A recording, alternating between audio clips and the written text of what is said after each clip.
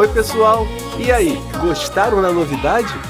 Já conheceram o nosso canal Vox Kids? Se você ainda não conheceu, não deixe de acessar o nosso canal. Conheça o canal Vox Kids, ele foi feito especialmente para as nossas crianças. Nos ajude a divulgar, compartilhe o Vox Kids com outras pessoas, se inscreva no nosso canal, dê uma força para a gente poder espalhar esse trabalho pela internet. É com a ajuda de vocês que o YouTube vai divulgar o nosso trabalho para mais e mais pessoas. Compartilhem o nosso trabalho, mostrem para as crianças. Essa semana nós vamos ter o lançamento de uma música linda do nosso santo Carlos Acutis, o santo do novo milênio, um santo que pode ter uma grande identificação com as crianças dos nossos tempos. Pessoal, mostre a música, ela é linda para as suas crianças. Nos ajude, gente, a compartilhar essa novidade com cada vez mais e mais pessoas. Vox Kids, digite no seu navegador, se inscreva no nosso canal, divulgue o nosso trabalho. Vocês, gente, são a nossa melhor propaganda. É com vocês que a gente conta para o canal Vox Kids se espalhar pelo YouTube. A gente se vê daqui a pouquinho no Conversando sobre a Palavra. Até lá! Minha escada, são teus caminhos para chegar ao céu. Na minha face tem estampada a felicidade de ter ao meu lado Jesus. Evangelho, Lucas capítulo 18, versículos 1 a 8. Proclamação do Evangelho de Jesus Cristo segundo Lucas. Naquele tempo, Jesus contou aos discípulos uma parábola para mostrar-lhes a necessidade de rezar sempre e nunca desistir, dizendo: Numa cidade havia um juiz que não temia a Deus e não respeitava homem algum. Na mesma cidade havia uma viúva que vinha à procura do juiz pedindo: Faze-me justiça contra o meu adversário. Durante muito tempo o juiz se recusou. Por fim, ele pensou: Eu não temo a Deus e não respeito homem algum, mas esta viúva já está me aborrecendo. Vou fazer-lhe justiça para que ela não venha a agredir-me. E o Senhor acrescentou: Escutai o que diz este juiz injusto. E Deus não fará justiça aos seus escolhidos, que dia e noite gritam por ele? Será que vai fazê-los esperar? Eu vos digo que Deus lhes fará justiça bem depressa. Mas o Filho do Homem, quando vier, será que ainda vai encontrar fé sobre a terra? Palavra da salvação. Glória a vós, Senhor.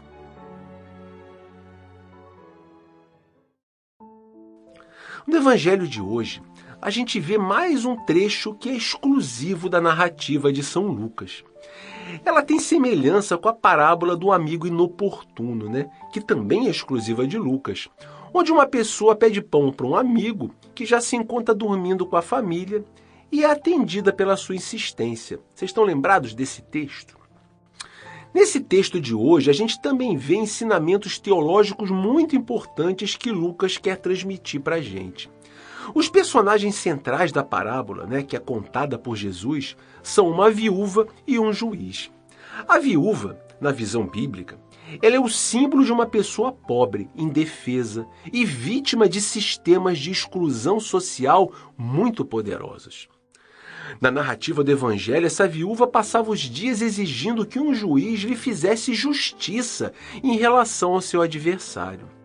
Mas esse juiz que Jesus diz que não temia a Deus nem aos homens, não dava a menor atenção para ela. Mas no final das contas, para se ver livre dela, das suas reclamações diárias, ele acabou fazendo a justiça que ela queria.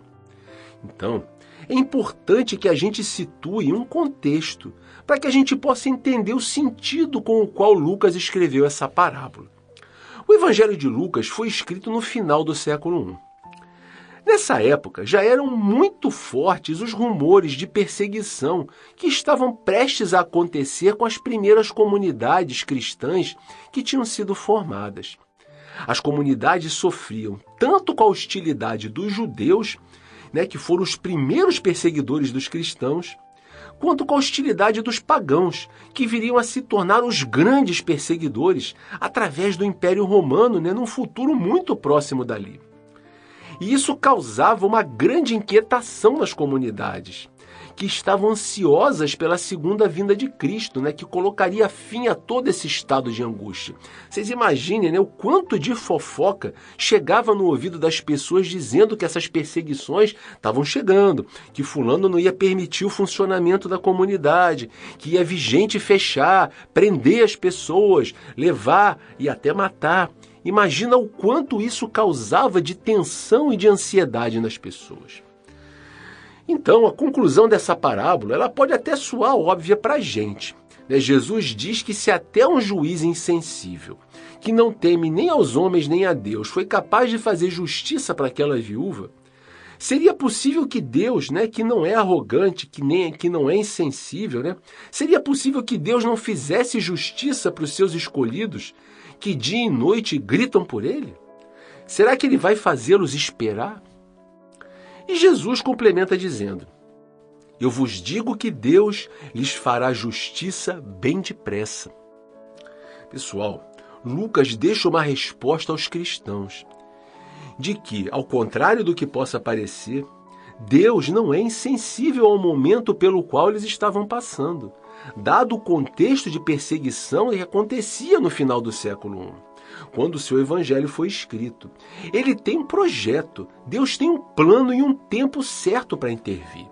Ele pede para as pessoas que têm fé que não deixem de orar, que não deixem de recorrer a Ele, que não percam a sua fé, porque Ele não deixará de ouvir e de libertar essas pessoas. Jesus diz aos discípulos que essa parábola era contada para que eles nunca deixassem de rezar e que eles nunca se sentissem desanimados, com vontade de desistir, mesmo diante desse cenário tão desfavorável. A intenção de Lucas, quando narra essa parábola no seu evangelho, é mostrar para as pessoas que elas nunca devem deixar de dialogar com Deus, de perder a intimidade que elas têm com Deus, mesmo quando elas estiverem muito atribuladas, muito ansiosas, muito preocupadas. E que é através dessa comunicação, desse diálogo, dessa oração, dessa conexão permanente, que a gente conhece o projeto de Deus e o seu ritmo. É através desse diálogo que a gente pode ter nos nossos corações que nós podemos ser transformados por Deus, que nós vamos aprender a nos entregar nas suas mãos e a confiar nele.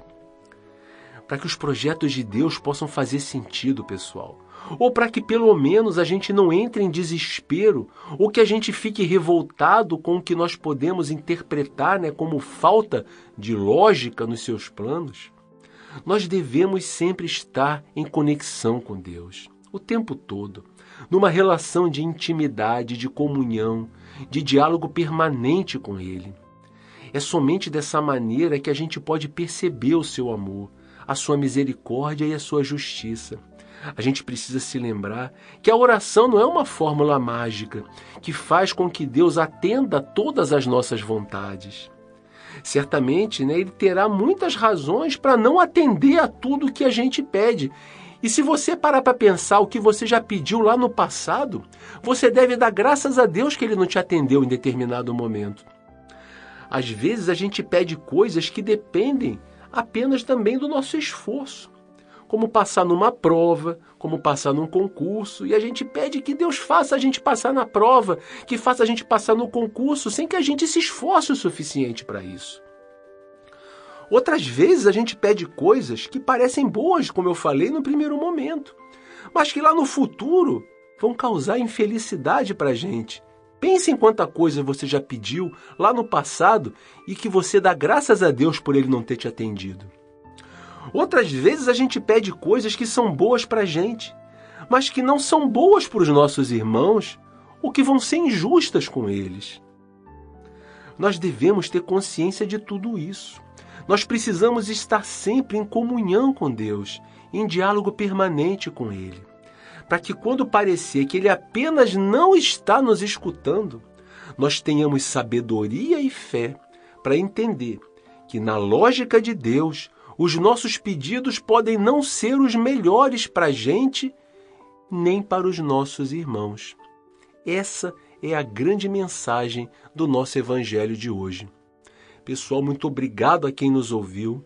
Não deixem de acessar o canal Vox Kids, hein? Ele está lá, é o nosso lançamento novo do Vox Católica. Todos vocês se inscrevam no canal, nos deem a força que a gente precisa para que a gente possa crescer, para que o nosso trabalho possa ser divulgado. Mostrem para os seus filhos, para os seus sobrinhos, para as suas crianças. É uma fonte de conexão com Deus para as crianças. Divulguem o Vox Kids, se inscrevam no Vox Kids, nos ajudem a evangelizar as nossas crianças.